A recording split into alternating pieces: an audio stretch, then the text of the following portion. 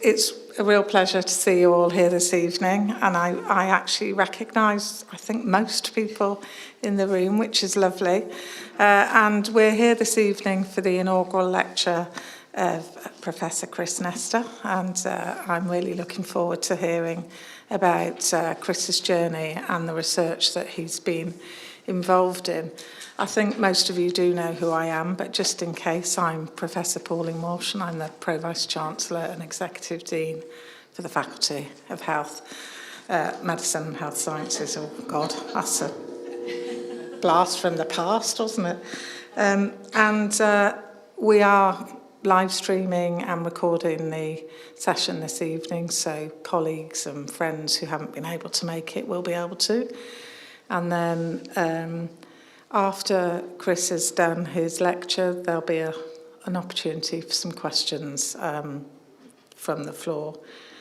So just a little bit about Chris then, as by way of introduction. So I'm going to read as Chris has described himself as a proud allied health professional and podiatrist by first degree. So feet matter to him. Chris joined Keele School of Allied Health Professions in 2022, and I'm sure during the course of the talk we'll hear about things that he's done before joining us.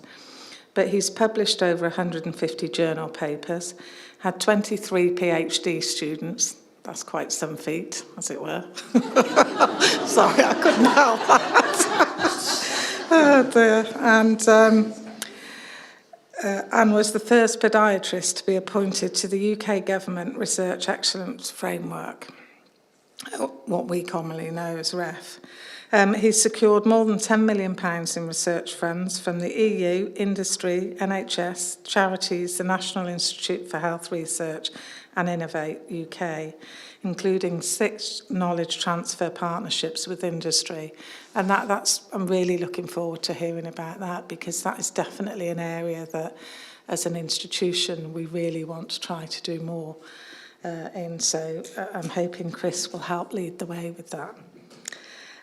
He's been working with Health Education England on a research strategy for allied health professions and led a James Lind Alliance priority setting partnership to identify the top 10 foot health research priorities in the UK, and was previously academic director of the EPSRC Centre for Doctoral Training in Prosthetics and Orthotics at the University of Salford. So, quite a lot that we're going to hear about this evening. So, without further ado, can I welcome Professor Chris Nesta?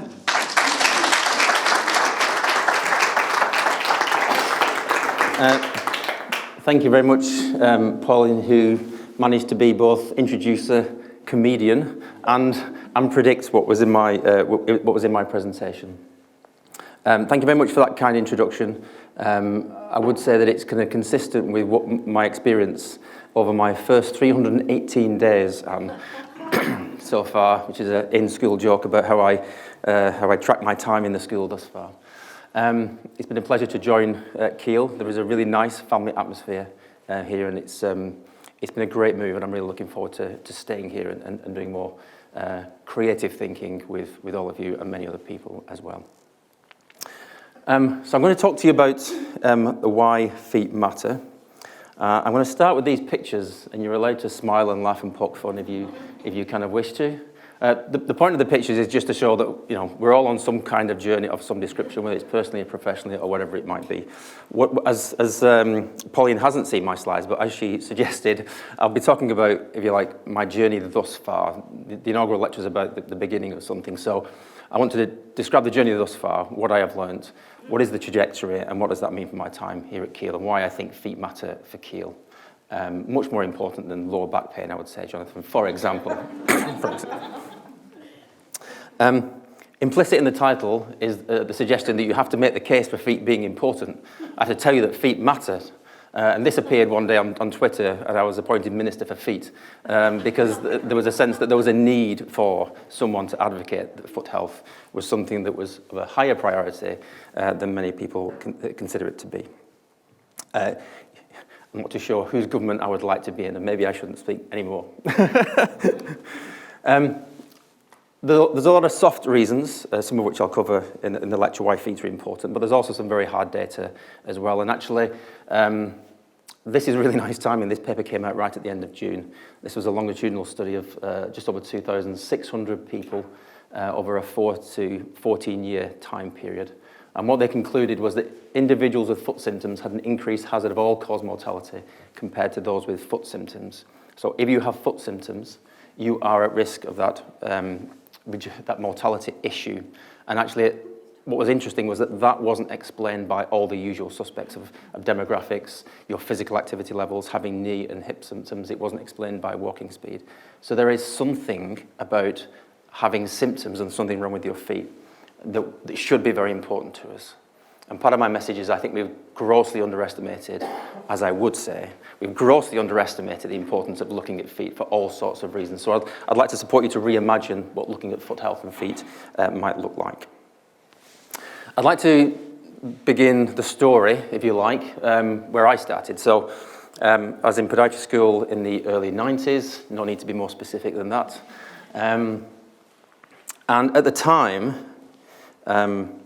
the book on the right was essentially the Bible for biomechanics. It was the engineering explanation as to how humans walk and how it is that we manage to ambulate and deal with uneven surfaces and so on and so forth. It was the best that engineers had in terms of explaining human movement. And you can see on the left-hand side that the foot was represented as a triangle. It was just a big triangle at the bottom of the foot, and there was no need for anything further to be explained. It was very, very simple. And actually all the time and attention and subsequent research largely focused on hips and knees, in part because they're easier to research, because they're larger structures, for example, and I've got less structures involved in them. And partly because they're just more visible, and so it was easy to assume that feet were actually quite simple. The challenge was that as a podiatry student, that idea of the rigid triangle at the bottom of the leg was in complete contrast to what we were learning about foot anatomy and clinical disease of the foot and ankle. So these are just 3 slices through the human foot. The most medial slice is actually just medial to the big toenail, in effect. And then you've got a slice to the first toe and then a slice to the second toe. And what you can see is, as you progressively move from medial to lateral through the foot, there's this really complicated set of structures and tissues and geometries around fat and bone and muscles and tissues. There's over 100 muscles and ligaments in the foot and 26 bones. There is no way a triangle at the bottom of the foot explains this structure. So on the one hand, we've got these real simplicities, and on the other hand, we've got these really complex structures. To think about how the challenge and how it applies clinically, when we train podiatrists, and I'm going to try and spot Rob in the room. When we train podiatrists, we have this clinical protocol, and it's called the Root model of foot function. And Root was a person, not roots in the ground. It was a guy called Dr. Mert Root, who was an American podiatrist operating out of California, and he was an educationalist. And so he developed an explanation for how his insoles and orthotics that he made for people's feet, how they worked clinically and why people's pain and symptoms improved. And he did that so that he could share his ideas with other people. And the essence of the model was that you could visualize, you could look at the foot, draw lines on it like here, and look at the relationships between different parts of the foot, and that those alignments, those relationships were really important. First of all, they would predict for you, even when you looked at the foot statically, they would predict how that foot behaved dynamically. So all you needed to do was to inspect the foot and look at it, and you'd be able to predict how it would behave. And then you could identify relationships between the different parts of the foot. So here the red line is the rear foot and the green line is the forefoot. You could look at the relationships between different parts of the foot and say, actually, if there's an angulation between those 2 areas as there is here, that's a pathology, that's a deformity. And I can design an orthotic and put material in different places to correct your foot behavior using an orthotic. And that these relationships explain all clinical pathologies that walk in through the door. And so we are taught this model, this paradigm of how it is that you evaluate the foot and how it is that you design orthotics. And it was literally, it's the Bible of orthotic practice. And people are as church-like and evangelical about this practice. And I'm not on this picture, thankfully. It's from the late 80s. It's the only one I could find of the guy on the left-hand side with an impressive moustache, and we're just about on that cycle of that being fashionable again, I guess you would say. So his name's Peter Bowden, and Peter was one of my podiatry lecturers. And this was a time when podiatry, alongside other allied health professionals, was coming into universities. And so members of staff like Peter were encouraged to do masters and begin to do research and publish research. And he entertained the knock at his office door, and he and I used to sit and chat about foot biomechanics and talk about this paradigm, this model, and why we thought it worked and didn't work. And I'm sharing this because I wasn't a particularly bright student. I was a very average student. I wasn't particularly noisy or even very sociable, to be honest. But actually, you know, we all meet people in our professional careers, don't we, where there is a bit of a turning point. It's either clear, but it may not be clear in those moments. You may only reflect on it afterwards. But Peter is one of those people who entertained students and their ambitions and was very supportive. So he, for me, feels like a part of a turning point in my career trajectory. And that happened when I was a second-year student, and I managed to get some PhD funding and stay on at the University of Salford immediately after my undergraduate degree. And at the time, this was the most sophisticated explanation we had of foot biomechanics. And this was work done by largely orthopedic surgeons and largely in Scandinavia, where they would take a cadaver specimen, they would rotate it internally and externally, rotate the tibia, the foot was loaded, and you would drive the foot into pronation and supination. And the bones in the foot have got tiny metal beads inserted, and you take two x-rays at 90 degrees to each other, and you can begin to reconstruct the movements of the individual bones. And so this was the most sophisticated kinematic description we had of the mechanisms within the foot and how the foot would move.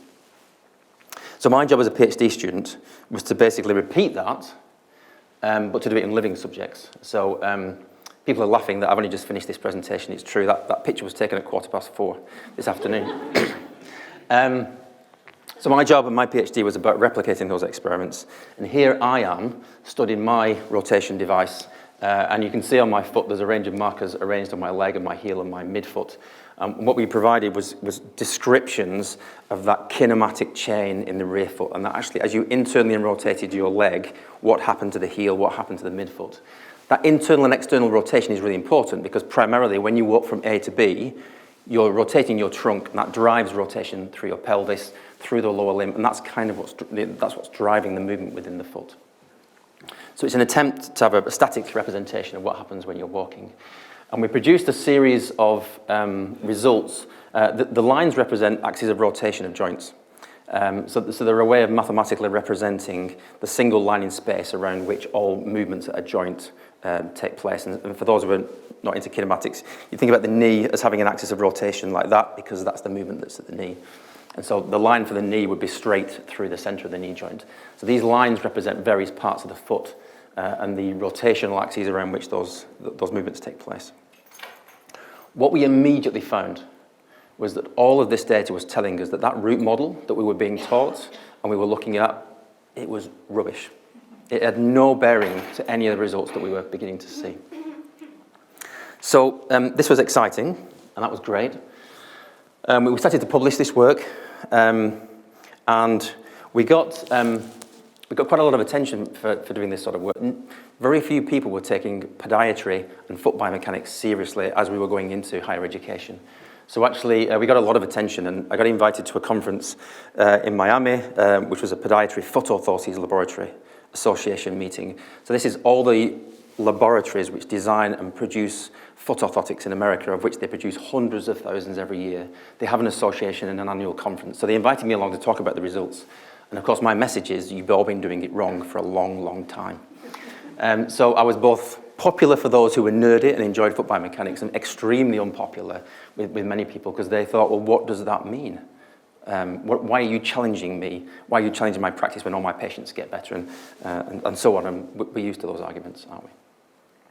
As I walked off the podium at that conference, I was quite pleased with myself, and I got interrupted in the middle of the aisle by a guy who made his way across all the seats, and he stopped me and he said, "I've really got to speak to you, Chris. I've invented a machine, and it's going to answer all the research questions that you need to answer." And actually, that was this guy in this photograph, Erin Ward, who's in the pale blue shirt. And a bit like Peter Borden, another kind of, I would say on reflection, a really important pivotal moment, real sense of serendipity. Erin remains a clinical podiatrist in Iowa in the US. And he and one of his grad students had spent their own time and money inventing a device which took cadaver feet and simulated walking for those cadaver feet on the basis that if you could do that, then you can begin to study different parts of the feet in ways that's just not possible with living subjects. And so that's the four of us stood in front of his machine. You can't see very much of it at the moment, but essentially, you can see the cadaver at the bottom here. I've got a photo of that in a moment. It's on a trolley system which is on wheels. It's motorized, so it moves from the right to the left as you're looking at it. So it's driving the movement of the tibia forwards as if you're walking. And then the tendons in the foot and ankle complex are attached to a series of motors, and you basically pull on the tendons in the appropriate sequence with the appropriate forces. And the foot takes a step of sorts. And so what this enabled us to do was to put pins in each individual foot bone, put reflective markers on those, and then track the movement of those individual foot bones. Effectively for the first time. And we were aware that we're describing something, but there's a lot of assumptions made about these joints, so we're wondering what we might find. But in every experiment, because there was a range of work going on now, every time we looked at the data, it said that what we were being taught and what we were doing clinically didn't have an evidence base from a kind of biomedical perspective. So we had high expectations of these experiments. This was literally, you can see the date in the background on this video actually. I think this is the only lasting video because it is literally 20 years ago. The simulation is actually pretty good. This video is deliberately slowed down, but the stance phase takes about 2 seconds, which is quite a feat for a mechanism to take cadavers and make them take steps like that. You can see this is a video of a video. But essentially this is the cadaver taking a step. And you can see in the background the kind of trolley moving along. So we did a series of experiments over 2 or 3 years, supported by the EPSSC in an early grant scheme. The first grant scheme was something that immediately after your PhD, you were competing against other people like yourself rather than competing against established scientists. What we found from that work just built on that idea that this root model, this theory, what we do in practice, isn't right. Central to the root model of foot function was this idea that the subtalar joint in particular, so the joint between the talus, which is just under the ankle here, and the calcaneus, that joint and the movement of that joint is really important and helps determine everything else that goes on in the foot. And at a push, there's one joint further forward between the talus and the navicular, which might be important as well, but the subtalar joint is where you do all the assessments of all these alignments and all these foot postures. And so when we were looking at these cadaver feet, what we found was on overall, let's say there's around 6 degrees of movement, primary movements. These three lines are sagittal, frontal, and transverse plane movements. But the overall picture is, let's say there's around 6 degrees of movement in the greatest direction, if you like. And the trouble was that when we looked at the other joints, we were finding at least twice as much, in some cases, movement at all these other joints in the foot. And what this told us was that triangle at the bottom of the foot, it was not a rigid structure. And it also said we've been looking in the wrong place. We've been focusing on the subtalar joint, but actually every single joint in the foot is contributing very significantly to the kinematic solution of walking forwards, turning left, turning right, landing from a jump. And we're literally providing the first set of data that's describing how the human foot behaves properly. And I'm thinking, this is gold. This is gold. This is going to change practice. This is going to change everything, as you do when you're an enthusiastic postdoc, of course. I was actually quite nervous about these results. And one of the reasons is, of course, working with cadavers is controversial in the sense that is it really a quality simulation of how the human foot in vivo would work? So I don't know where I got the bravery from. I just emailed a really well-respected research group in both Switzerland and Scandinavia, and they were famous, stroke notorious, for doing what's called invasive bone pin studies. So that you insert intercortical bone pins into the joints of living subjects, and they were doing it for the hip and doing it for the knee, and they'd done a little bit on the ankle. And then you have people walk, and you can track the movements of their actual bones whilst living subjects are walking. So you can't do it on large numbers of people, but you get a very, very valid description of what's going on. So it's high on quality, low on generalizability. And the person who was pivotal on that is unfortunately no longer with us, Alex Starkov, who was a a very seasoned biomedical scientist from ETH in Zurich, and himself and an orthopedic surgeon, Arnie Lundberg, in the middle, for whatever reason, replied to an email to an extremely youthful Chris Nestor in this picture and said, yeah, we'd like to work with you. We think your results are really interesting. And it, again, was one of those moments where they had lots of reasons to ignore me. You know, actually, what was it about their behavior and their professional view of life that said, yeah, we'd like to entertain this new postdoc and actually listen to some of his ideas and maybe work together. So we carried out a series of experiments where we did what we did with the cadavers, but we did it with living feet.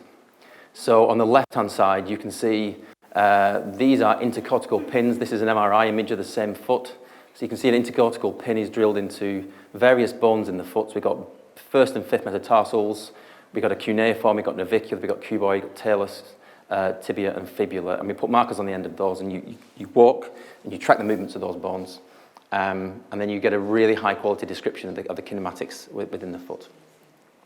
You might reasonably ask the question, who on earth volunteers for these sorts of things? So that's my foot. So you know, one of the ideas was you shouldn't ask others to do what you're not prepared to do. And I've got various videos of the procedures of those things going on, but it's, generally speaking, it's like going to the dentist. It's local anesthetic, there's some drilling, there's some other things going on, there's lots of dressings, and then it's absolutely fine. And in terms of validity, one of the questions is always, do you still walk normally when you have those pins in place? And so this is someone walking with pins in place on the right-hand side, and with just with normal skin-mounted markers on the left-hand side. And what you can see is we spent a lot of time trying to study what was different about walking, and there are very small differences in the walking, but broadly speaking, this is human walking, and there's nothing wrong with this kind of experimental model. And so if you think about the triangle at the bottom of the foot, you think about all those clinical assessments and lines drawn on the back of the calcaneus and curves and lumps and bumps that are on feet that you have to look at to assess feet clinically and design orthotics. We were really beginning to make progress in producing genuine foot science data and being able to describe how the human foot was behaving. And that should have profound implications for what we're teaching podiatrists and other professionals, and especially how we're approaching the design of orthotics and footwear. As I said, that was getting quite a lot of attention, and this is from 2009. And then Kevin Kirby was a very high profile American podiatrist on the kind of lecture circuit, if you like.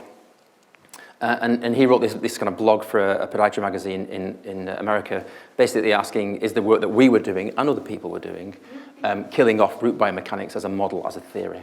And that was 2009, and it's 2023, and we're still talking about it. So actually, the early signs were people are listening to this and really enjoying it, and that things are going to change. But people said, no, I get it, all the data's there, I understand. But if you're going to throw that model away, how do I practice? What do you replace it with? You can't leave us with nothing to work with. So we had a PhD student, Hannah Jarvis. We developed a model of how to describe foot kinematics. It's on the left-hand side. So we're measuring movement of the leg, the heel, the midfoot, lateral and medial parts of the forefoot and the hallux. We collected that data on 100 people who were free of pain and said, here's your normal, healthy data set for foot kinematics. Here's the average patterns, here's your confidence intervals, here's your standard deviations. This is the normal benchmark from here on. So trying to replace the root model with this kind of data set. We then went one step further and we said, you know all those deformities that people have in their feet that you say they have because of the root model? So we might say that the angle between the back of the heel and the leg is wrong, and that's a pathology, and we'll prescribe you an orthotic and we'll design it in a certain way to correct for that pathology. You know that alignment of the ball of someone's foot relative to the rear foot that we think is a deformity, and we need to give you an orthotic to correct it? We went and looked in this sample of 100 people for all those deformities, and without exception, everybody had one deformity as a minimum. And actually, 90% of people had 3 or 4 of these so-called deformities, and yet they were all pain-free. And some of the big-ticket deformities, like ankle equinus, which is an apparent inability to provide enough dorsiflexion at your ankle, which should fundamentally disrupt how the normal foot would behave, 87% of people had that deformity. And we found that people with different deformities, their feet didn't move differently when they were walking. So when you assess them statically, the feet they look differently and they are aligned differently. But when you observe people moving, their feet look exactly the same. So static assessment doesn't necessarily provide that window into dynamic behavior that is assumed. And we had a real challenge publishing this paper. We had to really push back on the reviewers, I remember. So we call it Challenging the Foundations, a Clinical Model of Foot Function. Further evidence that root model fails to appropriately classify foot function. And the reviewers were adamant that we were being too strong, and I was adamant, no, we're not. It's not just our work, it's other people's work. Everything is pointing to that model being wrong, and that's partly because there's no data underpinning that model. It's just a theory and a story and a conversation. It's not like you can pit two lots of data sets against each other and compare one to the other. That model's got nothing, and we've got this rich portfolio of kinematic data. And so even from the kind of peer review process, there was a challenge to get this knowledge mobilized, get this knowledge transferred into practice. And so we've been doing all that work, and we've been developing this really nice portfolio of foot science research, I guess you would call it. We were looking at foot pressure, and again, discovering things about feet that we weren't expecting. So we talk about foot pressure and its distribution across the sole of the foot. But one of the things we realized was that 50% of foot pressure is taken by just 17% of the foot area on the sole of the foot. So that has implications for thinking about risk of deformity, risk of pain, how you might design orthotics to redistribute some of that pressure. We were also beginning to talk to people who, podiatrists think very mechanically and physios thinking much more about neuro. So from a podiatry perspective, we weren't thinking about sensory. So we're beginning to learn that actually the foot is a sensory organ as well as a mechanical organ, and that really hadn't been part of the paradigm. And then finally, we were doing work which was industry funded, which was about how foot skin responds to stress. And a range of interesting experiments. This is one where we mechanically abraded the back of someone's heel to generate foot blisters on the back of their heel. And you use thermal imaging to track the vascular response to the skin's vascular response to that mechanical stress. And so you can see that hotspot developing, but when you do that for 10 minutes and 15 minutes, you can see the vascular response. So it made us realize that this is a living, breathing structure. It's got tissues which respond to mechanical load. It's not just a triangle at the bottom of the foot. It's moving differently. It's got all these different joints. It's got all these structures that we don't understand. Every time we measure something, we find something new that we weren't expecting. There is an interaction with those mechanical stresses. People said, okay, that's fine. That's just about foot biomechanics. Do something with orthotics, please. Could you not help improve how it is that we design orthotics and decision-making around orthotics? And so, again, a range of projects. This was a European-funded project, and just on the left-hand side is a measure of pressure. So this is pressure under the first metatarsal head. And what we were doing was trying different orthotic designs with different geometries on the orthotic surface to try and see whether we could reduce pressure under the ball of the foot, under the first metatarsal head, because that's the area of risk of ulceration for people with diabetes. And what we're able to do with things like this is say, okay, that's where the pressure starts in the control condition, and by varying the different geometries of the orthotic, that doesn't seem to make a difference, but by using different materials, that does seem to make a difference. So actually, the choice of materials is important. Maybe the geometry is a bit less important. And if you really wanted to pick a design to choose to give to everybody to reduce pressure, then actually what you'd do is you'd have that middle design there, and you'd have Poron, which is a soft cushioning material.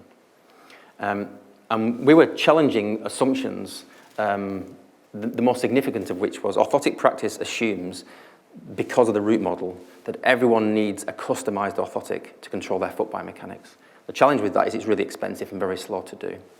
And so we were using data like this to challenge that idea and say, actually, we don't think you need to do that. There are some general principles you can use for orthotic design, and the customization isn't required. So I would describe this, on reflection, as me biomedical overthinking. And I now laugh at this slide that I used to use at conference presentations. We were doing foot scanning, we were measuring kinematics and pressure, we were having computer models of materials and feet being designed, we were 3D printing orthotics, and next to a 3D printer, I put improved foot health, because I thought if I printed the orthotics, it would improve foot health. And for me, it's a classic reflection on my very, very biomedical thinking, and thinking that solving and improving the devices was all I needed to do to generate the evidence, then people would just adopt it, people would just change their practice. The trouble is, that was people's response to all this evidence we produced. That was the curriculum response. It was interesting, people wanted to talk about it, but no one would change what they were teaching. No one would change what they were prescribing. The orthotic laboratories weren't interested. It was a massive tumbleweed. And so this is a decade or more's work. And I'm thinking, I must be on the wrong journey here. I must be on the wrong trajectory. And you begin to observe things around you, and I really like this GIF because this for me represents what happens when you face practitioners with evidence that what they're doing might not have the evidence base you think it has. So don't get me wrong, lots of sympathy. Okay, so because I realised the mistake was mine, the mistake's not theirs, the mistake's mine. We kind of got accused of, sort of generating fake news, just being disruptive in podiatry and orthotics and so on, just kind of for the sake of it. And this is me, and the lady behind there is Hannah Jarvis, the PhD student who did the work on the 100 pain-free feet. So we felt like we were generating fake news. We were really convinced this was important and no one was listening. And then I realised that I was not alone. I really like the title of this paper. I would encourage us all to be much more creative in the titles of papers. I really like this paper title. The answer is 17 years. What is the question? Understanding the time lag in translational research. And they looked at 23 studies, and what they found was the average time difference between generating the evidence and changing practice was 17 years. And so actually, I'm not alone in this experience of generating knowledge, generating evidence, and it just not impacting on practice. So I had a point of reflection professionally where I had to sense check what kind of trajectory I was on. Do I plough on doing more of this? I'd really begun to appreciate more, and I think those around us had really begun to appreciate that feet do matter because we'd really underestimated their contributions to foot mechanics and orthotic design and footwear design that we're also doing. We'd assumed lots about the fact they were just mechanical structures, and we'd ignored the sensory elements, and that was a big kind of black hole, I think. And there just seems to be so much that's really interesting that we could research and try to understand. But what's the point? What's the point if no one's actually listening? If that knowledge cannot be transferred from the point of creation into something practical and have impact. So, there was a bit of a moment for reflection. And what was important at that time was that we'd been fortunate enough to partner with a range of industry partners. The big one was Scholl Foot Care. So we had a partnership with them for about 10 years from 2008 onwards. They ultimately invested about £2.5 million in the university around research and innovation and consultancy and things of that nature. And like most academics, I approach working with industry with a high degree of skepticism, and you have to have the conversation, is this a partnership for us?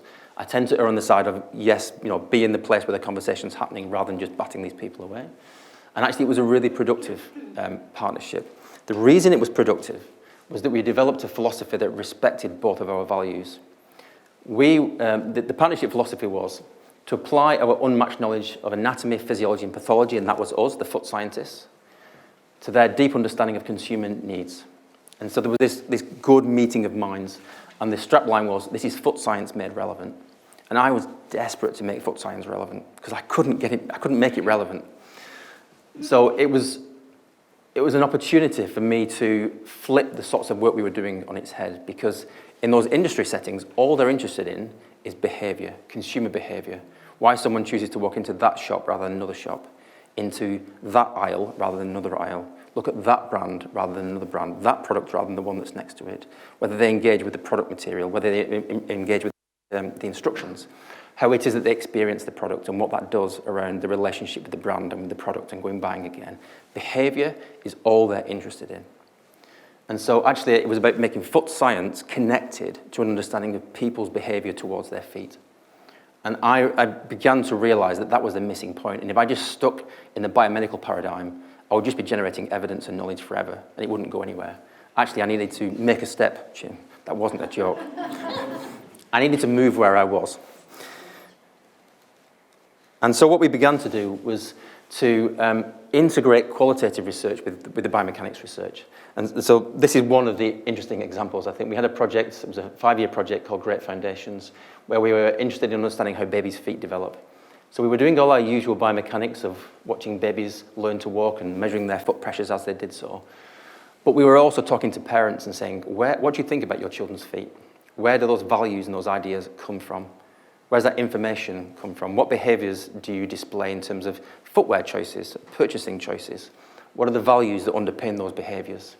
We even looked at how they use the internet to search on school footwear, for example, during COVID, and how you size your children's footwear. So it was about trying to understand people's behavior and how they perceive and conceive and conceptualize feet and foot health, and try and marry that with the biomechanics data to try and pin these two things together. And what I learned from working with industry was that the fundamental problem for foot health is that feet don't matter to people, and which is why I need to be Minister of Feet and convince you that feet do matter. Feet don't matter to people until there's a real problem, and so people won't invest in it. And there are some really nice parallels with other health areas where people have transformed the messaging, and we've not done this for feet. So I've got two really easy examples. The first is reinventing oral health, and these are adverts from the 70s and 80s. So the language here is germ fighting. This is very medical, isn't it? Very kind of chemistry. Give your kids a fighting chance. It's like very emotive. Support your children, otherwise you're letting them down somehow. Only a dentist can give him fluoride, give him this chemical. The language is one of biomedicine, if you like. But now we talk about dazzling smiles. It's much more of an emotional message about our smiles and how we relate to each other emotionally. And if you have some implants and have missing teeth, you might even be feeling more amorous than you might otherwise be feeling. It's the best investment of £1,500, apparently. Another good example is the transformation in messaging around contraception and sexual health. So these are the adverts that many of us will be familiar with from the 80s. Contraception described as a lifesaver. Look at the black and white, fearful imagery around this young woman, and the emotional positioning of these sorts of messages. When you teach her the facts of life, remember it's the important one today. Condoms make sex safer. That messaging has been transformed into things like this. How is it that we have managed to transform successfully those public health messages around really important, at-scale public health messages? And we need to do something similar for feet. So I took a moment to kind of recalibrate my thinking, because here I was on this journey around biomechanics and orthotic design. And what I recognized was that some of the challenges were around the fact that people in society and citizens, including myself, I was expecting them to change their behaviors, to come to me and use my knowledge so that they would wear the footwear that I designed, wear the orthotics that I designed. I was expecting professionals to change what they do in response to the knowledge and evidence that I generated. I was staying where I was, expecting them to come to me and change themselves. What I realized was that actually it's for me to change my behavior. So I need to go meet people with foot problems where they are, meet professionals where they are, and do my biomedical research and a wider set of research from that place rather than from the laboratory. So there was a kind of professional decision I made to change my behavior in three kind of practical ways. And I took this moment, and for my colleagues in the school, you can decide which boat you think I fit in, but I think you probably know the answer. Are you a boat rocker, or are you someone who's falling out of the boat? And I recognise that, I'm hopefully energy generating, optimistic together. I see possibilities. I'm quite passionate about the things that we do. And actually, I recognise that I want to be a productive disruptor. And I recognised in many colleagues in all sorts of different places in the wider academic and healthcare system that if you carry on doing what you've always done and you get frustrated because what you're doing isn't being taken up, you get really grumpy and you get really fed up, and it's a really toxic place to be, both personally and professionally. And I took a strategic decision that I needed to do a lot less biomechanics, do a lot less of the things I've been doing, and think about repositioning myself in my career. So I did three things. The first was I gave up my autonomy to decide what my research questions should be. And we ran the James Lind Alliance Priority Setting Partnership and said, clinicians, patients, rather than you change your behaviour, I'll just come over to you and I'll listen to you. You tell me what you think the research priorities should be. And I knew that the things I've been doing for the last 10 or 15 years were not a priority to them. But I wanted to see the evidence, partly so I could show it to my peers, to say, we've been doing the wrong research questions. Look. And lo and behold, the number one priority was, how does poor foot health impact on people's lives? And very, very few people were genuinely tackling this question. We're all in the laboratory measuring kinematics and pressure and skin and doing very biomedical things. The number one research priority was about how losing your foot health impacts on people's lives. We were measuring pain, we were measuring quality of life. That's not what this means. It's about that wider impact on people's lived experiences of being human and being active in their lives and in charge of their lives. I knew that was coming, so I'd set up a PhD studentship to research exactly that. And the PhD student is Sue Skidmore, who's now come across to Keele on one of my Diabetes UK funded projects. And so what Sue did for her PhD was she did 2 pieces of work. One was a data scrape on social media platforms, looking for how people talk about feed, how they conceptualize feed, where they get their knowledge from and what their behaviors might look like and why. And she's recently just published the first paper from her PhD. And it's a real kind of ground-up look at how society talks about feed, so we can understand the platform from which people's foot health behavior is generated. The second piece of work she did was some 26 interviews with people to try and develop a sense of their lived experiences around losing their foot health. And I'm not going to spoil the results of that. I'll let Sue talk about that another time. So that was the second thing we did, was to actively engage with that. The third thing we did was we picked on a clinical problem that was really significant and was a national priority, and decided to focus on that exclusively, by and large. And we picked on diabetes and amputation risk because it's a very large volume of people, it's a very expensive problem, it has catastrophic consequences. And the basic sort of journey is, if you have diabetes, typically type 2, there are 2 impacts on your feet. You lose sensation in your feet, which means you can't sense where you're distributing pressure under your feet, so you're mechanically overloading some areas, and you don't recognize that, you don't have the ability to recognize that. And because of changes in vascular status and poor blood supply to your feet are in a poorer, the tissues in your feet are in a poorer position to deal with the mechanical stresses that you experience, and that increases the risk of ulceration. And ulceration precedes 85% of it's more than 120 amputations that occur every week in the UK. 1 in 3 people who have type 2 diabetes will get an ulcer in their lifetime, and 25% of those will progress to an amputation. And some of the mortality figures around amputation are worse than breast and prostate cancers. So suddenly foot health is not about nails and foot skin and orthotics and MSK, it's about mortality. It's really repositioning what is the importance of foot health. And the remarkable thing in all this is that foot ulcers are entirely preventable because they're about pressure, they're about lifestyle factors. And so that was the other sort of professional decision that I took, having had that kind of that epiphany and recognized that it's for me to change my behaviors. So now I want to fast forward and say, that was my trajectory, that's all the things that have happened. And then I arrived at Keele. So why do feet matter now that I've arrived at Keele? My case is twofold. Feet, for me, are a looking glass. They're not that triangle on the bottom of the foot. They're not just a collection of structures inside your socks and your shoes that could be quite interesting. They're actually a way of looking at the health and well-being of the whole individual. Think about stroke and Sue's work and Ali's work. Think about diabetes and amputation risk and mortality. Think about the impact of losing foot health on your independence and your social participation if you're of a certain demographic. So let's not think about feet as structures, let's think about their contribution to living well. And so they're a real lens through which to study how we live well.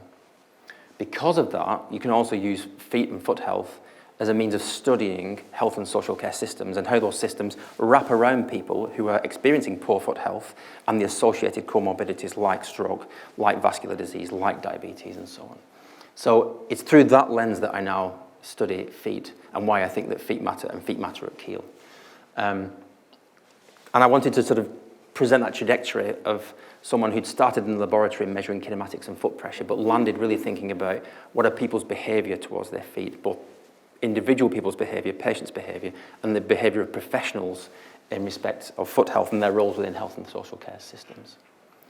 So the major piece of work that we've been developing, and I'll leave the presentation having just a few details of, is something called Manchester Amputation Reduction Strategy. And at the heart of this is about better management of foot health, preventing foot ulcers and thereby preventing amputation. Amputation is I guess it's not the sexy word in there, but it's the headline word. It's easy, it's quite an emotive word, losing a limb. It grabs your attention. But the bottom line is this is about understanding the journey that people are on towards amputation and providing health and social care interventions along that journey. So less people arrive at having an amputation and more people stay healthy and enjoying their well-being. I mentioned a few key people who along my kind of career have been pivotal in terms of their response to me. And this is the team that we're beginning to develop around the Mars project. Chris, who's here in the room, Sue, who's the PhD student I mentioned before, who's now at Keele on my Diabetes UK funded project, Eddie and Sarah, both from the University of Salford, and Verity's a programme manager within the NHS system in Greater Manchester. And at the top is Naz Ahmed, who's a vascular surgeon who conceived the idea of Mars, this kind of citywide whole transformation project around reducing amputation rates. It's a really energetic, creative team. I've never worked in an environment which is as exciting as this. We have ridiculous amounts of fun. I was quite embarrassed today. We were in a meeting next to Anne's office, and there were videos playing, and we were just laughing our heads off and getting an enormous amount of work done. And I was beginning to wonder what my head of school was thinking was happening. We were doing work, I promise you. Yeah. If this is not your area of practice, or you can't contextualise whether this is a health and social care problem or not, these are just a handful of numbers from Greater Manchester which bring this to life. So there's something like 14,000 dressing changes per week in Greater Manchester of foot and leg ulcers. It costs around £350 million a year. And although some of the amputation rates have been going down, one of the issues is that the inequalities have been getting worse. So the numbers are going down, but in particular patches, and you can guess where those patches are. And so actually the inequalities are the new problem. They're not necessarily the amputation rates per se.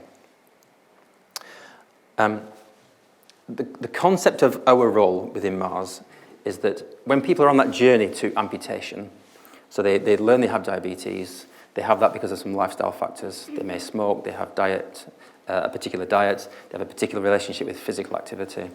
Then you get a series of conditions like cardiovascular disease that then leads to a range of risks for developing foot ulceration and then amputation. We know what we should be doing with people. Improve your diet, don't smoke, be more physically active, come to your podiatry screening once a year, look after your foot health, make better choices with footwear and socks, look after your feet every day. We know exactly what we should be doing. If you do get a wound, we know the best dressings. We know when you come into the clinic what the dressing should look like, what the dressing services should look like. We know what the pathways should look like to amputation and what good post-amputation care looks like. We know what we should be doing to reduce amputation risk, but very few places and people are actually doing it. So how is it that we have that knowledge and that evidence, but it's not having the intended impact? And this is exactly the place I found myself going back to the beginning of the lecture and thinking about, I've generated all this knowledge and evidence around foot biomechanics and orthotic design and footwear design, but how do you make it have impact? Generating the knowledge is not enough. So this work program is not really about generating more knowledge, more evidence of what we should be doing. It's supporting people to do the how you should put it in practice. So this is about knowledge mobilization, and it's about traversing that knowledge to do gap, where you know what you should be doing with people, but the systems, the services are not able to do it. And so there's four ways in which I'll kind of contrast traditional thinking about improving services, with how the Mars team think and support services to improve. And what we say is we deliberately do not want to touch the evidence and the knowledge generation. We know what we should be doing. This is all about culture. This is all about behavior in the systems, the relationship that the system has with knowledge and with evidence. So what we say is that where others, let's say in quality improvement and transformation, might ask, and they might be focused on what we should be doing with people according to the best available evidence, the best RCT, the best NICE guidelines, etc., etc. We support people to ask the question, can that evidence help your people in your locality? And if it can, how can we make that happen? You can't just pick up the evidence from an RCT or from a meta-analysis or from a NICE guidelines and just make it happen on the ground. Otherwise, we wouldn't have health inequalities. We wouldn't be having amputations. So how can you make sense of that evidence for your particular locality? That's not just about your population, it's about your health and social care system and culture and its organisation and resourcing. Another question is where other people will focus on producing solutions to what clinical services should be doing, protocols, pathways, instructions, and hand them to services and say, just do it and that will make you compliant and that will give you better outcomes. And then no one acts on those things. We try to support the people who are inside the system and say, how can you make sense of those things for yourself, for your locality? And enable them to have the autonomy to create their own solutions. If people create their own solutions, then those solutions are sustainable because people have bought into them from the word go. They're not prescribed to them, they're created by them, and therefore they feel that sense of ownership. That makes them sustainable solutions. We hear a lot, and I've mentioned NICE guidelines, and it's a really good example of where you generate models of services and you just think it works over there, just do that again there and do it here, and that will just solve all the problems. What we try to get people to do is to understand where they've had success, and some of my members of staff in the school will recognise some of the language here. Where you have success, understand why that was possible.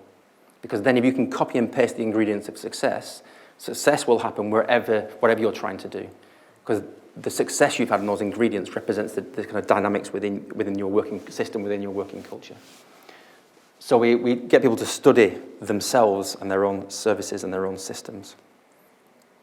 And finally, we all recognise, whether it's our professional disciplines or our organisational boundaries, NHS trusts or universities for that matter, we tend to work in our silos in some way, shape or form. And what we try to do is lift people out of those silos, connect them by a shared purpose.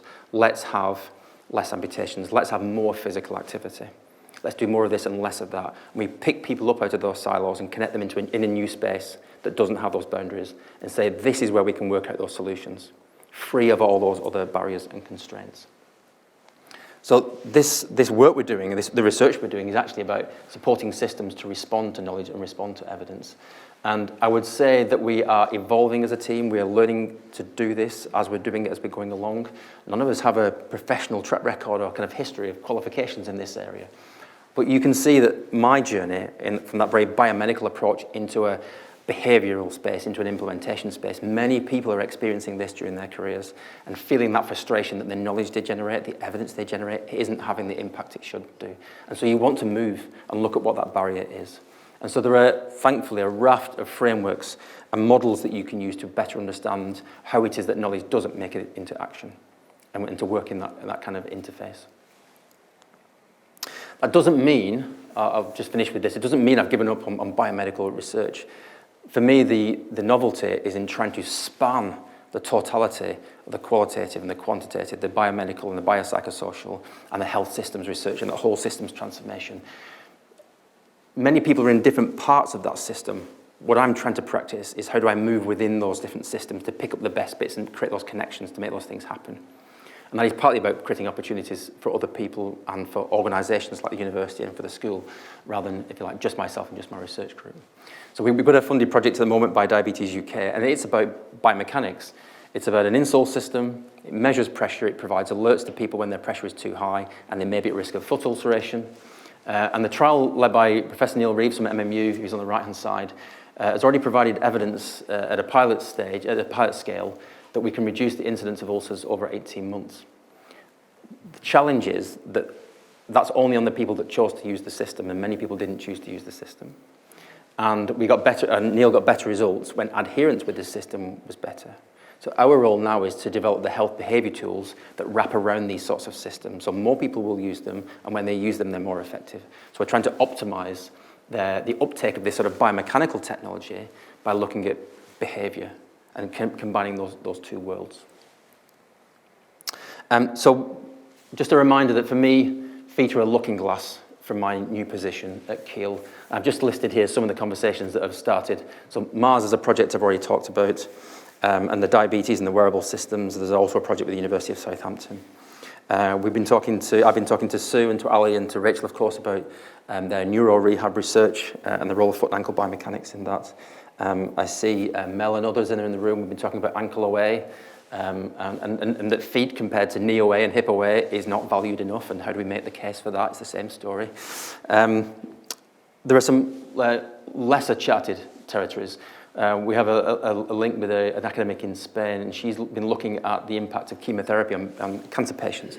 It leaves them with sensory neuropathy in their feet over a long period, and there are a range of foot health consequences and mobility consequences associated with that. So that's a completely new avenue. No one's looking at foot health and cancer and chemotherapy. It feels like really interesting virgin territory. And I don't think Natalie's here, but within the diabetes projects, and as I said about amputation risk, inequalities is the new challenge, not reducing amputation risk. It's about the inequalities in those risks. So we've been talking to Natalie about how we work with community-based groups, so that we're talking to the right sorts of people and designing the project so they have the right kind of impact. And again, that's partly, I'm actively seeking to change my behaviour, so I make sure I design the research that will have the impact longer term, rather than expect those people to come to me. So I'm going to finish, and this is not an attempt to locate your faith anywhere in particular. You all know the poem, and I just wanted to finish by picking up on one of the threads within the lecture, which is that there's always key people along your career who in effect have picked you up as per the poem, and have helped you take those forward steps and lifted you in various ways. And sometimes they are obvious leaders, and sometimes they're very quiet, very humble leaders, but they're leaders nonetheless. And it's a kind of reminder that we all have the opportunity to lead in different ways, shapes, or form. And I think back to Peter Borden and that quiet student who knocked on his door and he entertained conversations about foot biomechanics in his office for hours on end. That was leadership of a certain style. You don't need to be in a leadership position or a management position to be a leader.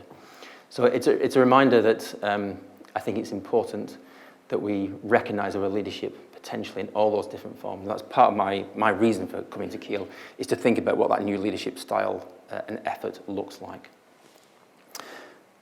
And the final thing that I'll leave you with is the footprint on the moon. For me, it's really highly symbolic. When we left this moon, and it's a planet then, and then someone would call me out, it's not a planet, it's a moon. We didn't, for example, leave impressions of our lower back, Jonathan. We left impressions of our feet. To the occupational therapists, I appreciate the range of things, but we didn't leave handprints. We left footprints on the moon.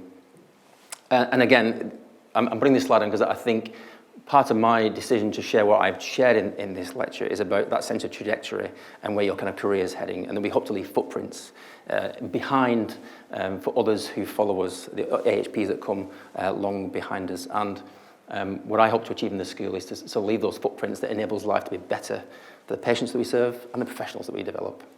So thank you very much.